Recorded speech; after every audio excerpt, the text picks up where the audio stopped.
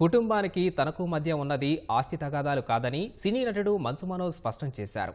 రంగారెడ్డి జిల్లా ఇబ్రహీంపట్నం మండలం కొంగరకలంలో జిల్లా సమీకృత కార్యాలయానికి సినీ నటుడు మంచు మనోజ్ వెళ్లారు. జిల్లా అదనపు కలెక్టర్ ప్రతిమ సింగ్లు కలిసిన మనోజ్ మోహన్ బాబు వేసిన పిటిషన్పై వివరణ ఇచ్చారు. విద్యార్థులకు అన్యాయం జరుగుతోందని, వ్యతిరేకించినందుకే తనపై కేసులు పెడుతున్నారని, న్యాయం పొందే వరకు పోరాటం ఆగదని మనోజ్ తేల్చి చెప్పారు. కలెక్టర్ గారి ఆదేశాల మేరకు నేను ఇక్కడ గౌరవించి ఇక్కడ రావడం జరిగింది. అండ్ ప్రతి ఒక్కరు దీని ఆస్తి గొడవలు అని అంటున్నారు. నేను మళ్ళీ చెప్తున్నాను, తిరుపతిలోనే చెప్పాను, అంతకు ముందు చెప్పాను, ఇప్పుడు చెప్తాను, ఎప్పుడు అదే మాట మీద ఉంటాను. నేను ఇది ఆస్తి గొడవలు కాదు.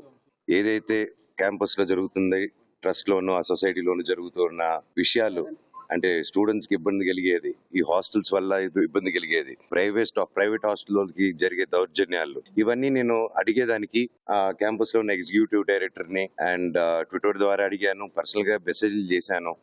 ఇలా స్టూడెంట్స్ ఇబ్బంది పడుతున్నారని అడిగితే ఐ విల్ సూ దెమ్ అని చెప్పాడు ఆయన. నా వాట్సాప్ మెసేజ్ అవన్నీ నేను సబ్మిట్ చేస్తున్నాను. ఢిల్లీ హైకోర్టు నుంచి కేసులు పెట్టారు, హైదరాబాద్ హైకోర్టులో అన్ని కోర్టులు, తిరుపతిలో ఎన్ని కోర్టులు ఉంటే అన్ని కోర్టులు, ఎన్ని చోట్ల నుంచి పెట్టారో అన్ని చోట్ల నుంచి పెట్టేశారు. చంద్రమండలం కూడా వెళ్ళి పెట్టుకోమనండి, నేను మాత్రం న్యాయం కోసం పోరాడతాను.